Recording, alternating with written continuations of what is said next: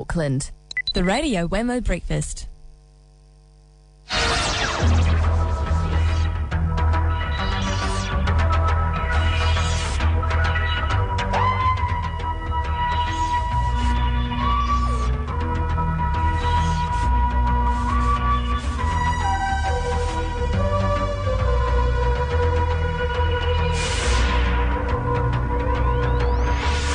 Oh my goodness, I never thought I'd be talking over the intro of the Doctor Who theme to the Sixth Doctor, and I never thought I would be talking to the Sixth Doctor. Colin Baker is my guest in the Kiwi studio.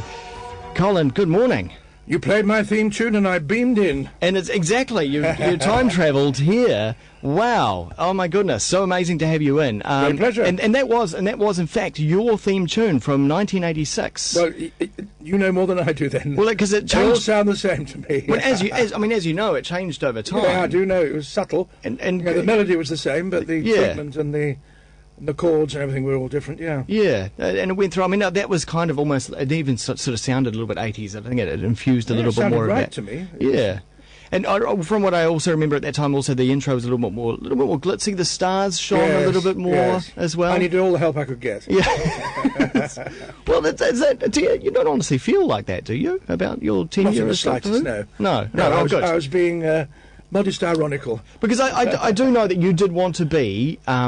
You did want to set a record as the longest running Doctor, but it turned out to be the opposite, though. Do you remember Monty Python's Flying Circus? Mm-hmm. Do you remember that large foot that comes out the sky? Yes. And stomps people? Well, when you say, I'd like to beat Tom Baker's record, boy, you climb to the mountaintop for the foot to arrive and stomp on you. That was ill-judged, a little naive. Do you feel sometimes that your character of Doctor Who lived in the shadow of Tom Baker somewhat? No.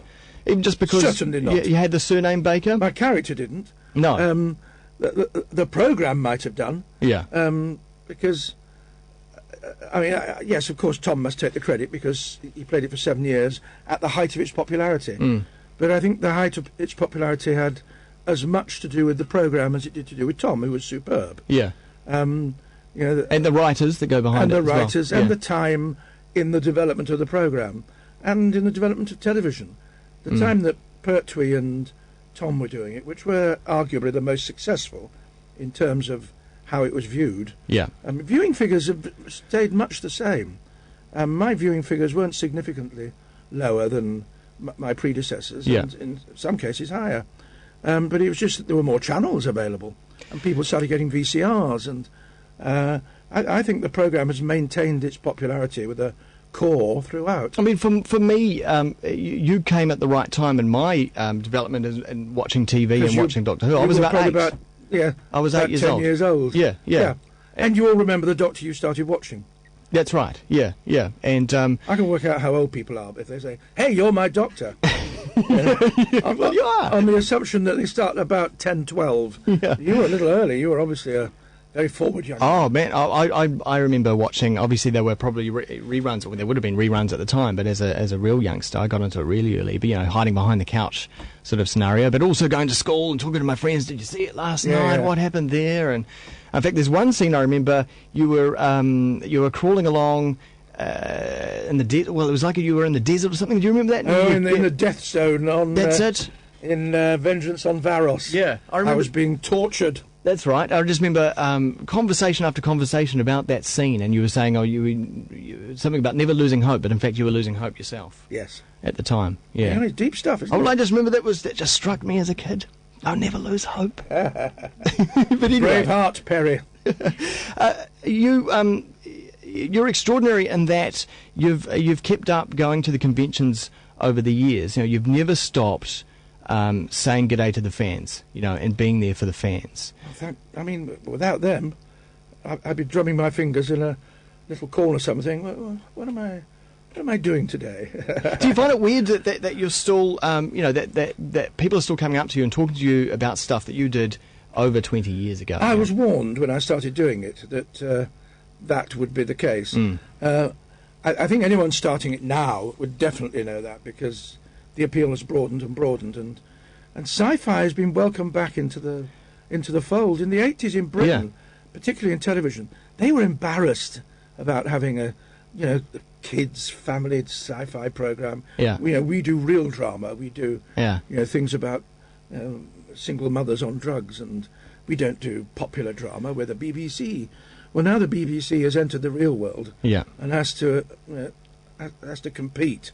It started realising that you can do things like Life on Mars. Yeah. They wouldn't have done that 20 years ago. No. The premise would have appalled the upper levels of the BBC. But you can, with sci-fi, you can explore real-world issues, can't you? You can explore everything without any let or hindrance. No boundaries. No, which is a challenge to writers.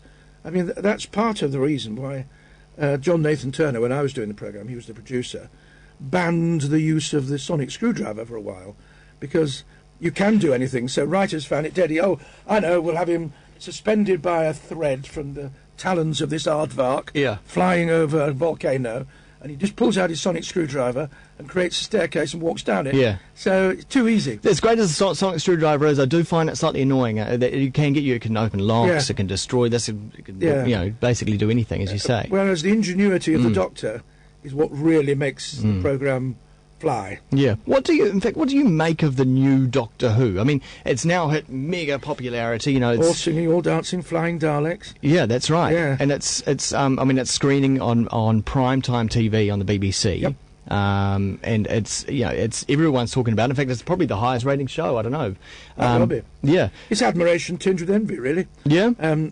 I would have loved to have had some of the love and affection the BBC is showering on it. Yeah. I mean, I think we got one Radio Times cover in 3 years.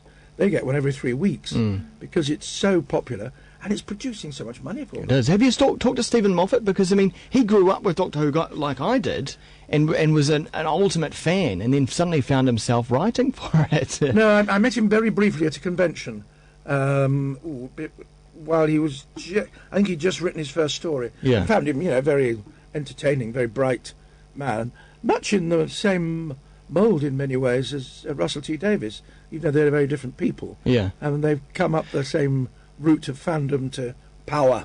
That's right. But both, I mean, Stephen Moffat's scripts are fantastic. Yeah, because he really enjoyed those real creepy, intricate stories from the past. Didn't they lost that for a while with Doctor Who. It's the Roald Dahl tradition. Terrify kids. We've got to keep them terrified, otherwise they'll take over the world. Keep them pinned behind the sofa. But I mean, I joke, but it is true. There's the stories that really grip kids are the Grimm's fairy tales, Yeah. Which are scary. Yeah. I still get scared about the fact that Noddy was left naked in the forest without his car. Noddy was? Yeah, he was. Where was Big Ears? I think Big Ears probably went off with the car and the mates. Yeah. But it's such an important part of growing up, exploring the worlds of imagination and reality, and being pushed to the brink. Yeah. And coming back again. And the day after that episode, which I think is one of the best Doctor Who stories ever, The Empty Child and the Doctor Dances, the ones with the gas masks. Yeah. Oh, yeah. Every school playground in Britain, kids were going around, "You my mummy." Oh. And chills already. I know. Yeah. It was just brilliant. And I thought, when I saw that episode, I thought Doctor Who's back. Yeah. Exactly where it ought to be. Yeah. Driving kids behind that sofa. And getting back to the screwdriver, what about some of the rules? Because for me, as a child watching Doctor Who, there were certain rules about the TARDIS. The TARDIS was out of control. Yep. The Doctor never knew where it was going to go. He certainly couldn't pin a time and date down on it. Now he seems to be able to take it on a holiday with his travelling companions anywhere he wants to. Yeah, but it still goes a little awry sometimes. But you're right. He can take it to the corner of the street across the road, and as he did in one story, I can't remember which one. Yeah. And 5 seconds earlier. Yeah, he's getting a bit too good at it. Do you think it makes us old doctors look really naff? Incompetent. The new guy can do it. Is it finally good to see the back of the Master, or have we? No, I liked the Master. I have a fondness for the Anthony Ainley version because that's the one that I worked with. And before that, I mean, I liked the dark, controlled, satanic more than I liked the demented. Because you've only got one way to go if you're completely demented, and the actor is what's his name, Sim, is a very good actor. Yeah, but I didn't entirely delight in the way that the Master went, because it's a true villain is one that's an equal in almost every way. But he wasn't, because he was off the planet with, looks, he was on been chewing some Mexican leaves or something. He was really barking mad. Yeah. But it was, it was a good story. I mean, there are lots of things I'm not keen on, but that's just because I'm an old fogey. I didn't like the whole Doctor Who in love. Yeah. Let's have a clone of David Tennant and send him off. The Doctor Who never. Piper. Well, then the old Doctor Who never kissed anyone, did he? No. No. Certainly not. And no Captain Jacks or. I love the character of Captain Jack, but I wouldn't have to kiss him. What do you think of Torchwood? I really enjoyed Torchwood. As more of an adult. I've been told that Torchwood improved. I saw one early episode where they found a Cyberwoman in a cellar, and I remember seeing the story with one of the early stories with David Tennant, where this mysterious organisation, Torchwood, destroyed this spaceship that was the size of a small planet. Yeah. As it was taking off, and the Doctor went ballistic about treachery and stuff like that. And I thought, hey, this Torchwood organisation that can do that, that's phenomenal.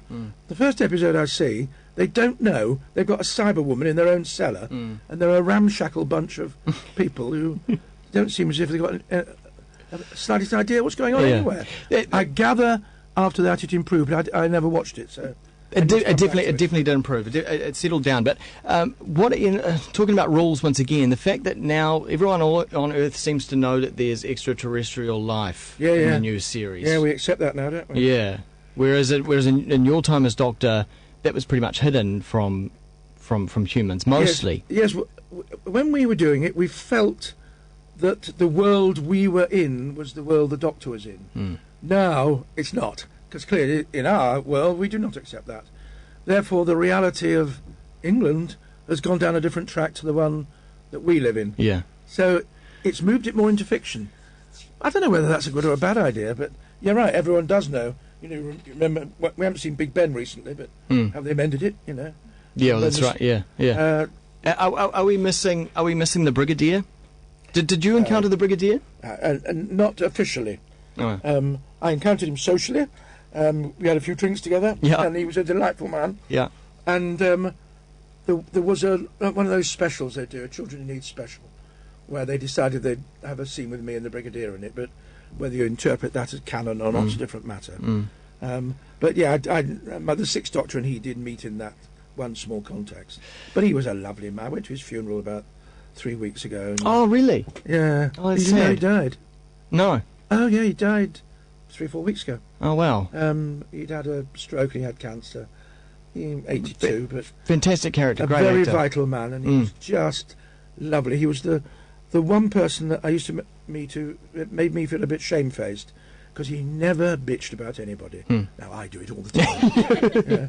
Turn this mic off, I could tell you a few things. But Let's keep it rolling. Do you hope that maybe, like they did with the movie Five Doctors, that they might do something like that again with you, Sylvester McCoy, Peter Davidson, perhaps? Yeah. I mean, I'm not holding my breath, but I'm sure the fans would adore it. Oh, yeah. But given the nature of all the people involved... I remember when they tried to do one, which was stopped before it got too far by the BBC. BBC Enterprises, which was a kind of arm of the BBC, tried to set up one called The Dark Dimension, 10, 15 years ago. And it was a huge part for one Doctor, Tom. Yeah. And we all had kind of 5 or 6 lines in it. And Pertwee was really offended. Yeah, because I was with Pertwee when he got the script. Yeah, we were filming something, and he was mortified that the rest of us should be so casually disregarded in favour of the great god Tom. So I don't think any of us would have done it. It would have to be a good script that somehow shared the. Obviously, whoever's playing the Doctor at the moment gets the lion's share. Yeah. But you can't have us as background parts. We kind of embarrassed. From what I remember from the Five Doctors, it was Tom who didn't want to be part of that. It was. And all we saw was a scarf. Yeah. I've never heard the full story of what went on there, but I know they used a dummy from Madame Two Swords. Yeah. and some old footage from Sharda Do you incorporate him in it. do you have any memorabilia yourself at home? Do you get to keep I've some got my props? costume. Yeah. Yeah, hidden, because we don't be looking at that too much. It was pretty bright and colourful. Explosion in a Yeah, rainbow wasn't factory, it? I always say. Yeah. Yeah, it was a reflection of its time, 1980s. Glam rock was pounding away there, and if you look at all those costumes, they very much reflect the age in which they were Yeah. made. And look at any 1970s cop television, those flared trousers and the kipper ties. You can't escape the era in which you're making a programme. Was the hair perm, or was that all natural? No, the hair was natural, but for the colour, they gave me highlights. So I was blonded up a bit. Yeah. But when I had hair, and it wasn't the white colour it is now, it was curly. Yeah. Well, it's so good to have you here in New Zealand and at the. Is that it? Yeah. Well, Are you giving me the bum's rush? Well, not well. I'm having a good time here. So am I, actually. I've got no one to talk to. I hate to bring these. I'll go back to my empty hotel room. He only spent 2 or 3 minutes with me. He promised the world. You're going to have a whole lot of people to talk to at Armageddon. There's going to be a whole lot of people there who are going to be queuing up. They're going to want to be So talking what have to you you. got after me that's so interesting then? Sorry? What's coming on after I leave that's so interesting? Well, I don't want to offend my next guest, but actually we are talking about online pranks. Have you been a victim of an online prank? Online prank? Yeah. No. Because you've been getting into... I've perpetrated a few. Yeah. Well, have you? Or can you tell? Well, it wasn't online. The best one I ever did was to ring my own agent, pretending to be the producer of the James Bond films. And I invented a name, Jaime Schwarzenheimer, and asking to meet Colin Baker because I wanted to cast him as the new James Bond. And listening to my own agent going, what, Colin Baker? James Bond? Page 374 in the actor's directory. Yeah. That Colin Baker. I can see You that. want to see him? Mm. Yes. Okay, and then he put the phone down, wait for the phone call. He rings me up. Colin, I've managed to get you an interview. You've managed to get me an interview? Did no work at all. And for James Bond, I said, oh, is it that Harv Schwarzenheimer? Oh, he's always ringing me up. I'm not doing it. And then he twigged. But that's a minor gag. That was April the 1st. You have played Inspector Morse. I did last year. Mm. I toured on stage. There was a stage play written by Alma Cullen, who wrote several episodes of the TV series. That was fun? It was great fun, actually. Yeah. Mm. Because having read the books, I discovered there were layers of Morse that weren't necessarily appropriate for television. Mm. They all sanitise everything. Dark character, isn't he? Yeah, he is. Mm. You obviously read them yourself. Well, my mum read them, and she used to tell me about it. Yeah. As always, television has to latch on to the televisable. Yeah. So you don't always get the complexities. So it was great fun to do the stage play. Yeah. Yeah. Well, what do you want to do now? I mean, you're still looking for... Just keep doing stuff, really. Yeah. I may be going back to do a tour of a stage play when I get back. I've got quite a few Big Finishes to do, the Big Finish audios, which are Doctor Who on audio, which are really very good. And they broadcast on the BBC? No, that broadcast is on CD or downloadable online. Yeah. But I do it, Peter Davison does them, Sylvester McCoy and Paul McGann. Oh, cool. And there's a new 2-hour, it's just like a 2-hour Doctor Who story, dramatised, sound effects, and of course we all look the same on audio. Yeah. And the girls are really pretty. The monsters are really scary. I'm just showing the camera a picture of Tom back in, well, I guess, 1986. Picture of who did you say? I mean, Colin. Picture of who, sorry? That was... What, did you use that was the a T Freudian word? slip, wasn't it? Did you use the T word? Well, Barry, it's been lovely meeting you. Come on, it was deliberate. Well, I will go now. That's one way of getting me to leave the studio. Very clever. Colin, what a trip. It's been fine having you on here, and as I say, I don't want it to end, but it's got to end sometime. And you've got a much more interesting guest coming in. No. Yes. They might be listening. Anyway, it's just brilliant to have you, and people can go and see you at Armageddon. On Sunday, April the 10th, at the TSB Arena in Wellington. I'm barely keeping this and together. Saturday as well. Did you know the excitement? Saturday and Sunday. Look, yes, and Sunday. The excitement in the studio was fever pitch before you came in, and I managed to calm myself. No, the mystery gone. The mystery's dissolved. No, it hasn't. It hasn't. I'm so excited, and I don't want you to go, but you have to. I'm going to blow a kiss to the dear watcher. Colin Baker, Doctor Who, number 6, here in the Kiwi studio. Thanks so much. That's when you go goodbye. Do I? Yeah. Goodbye.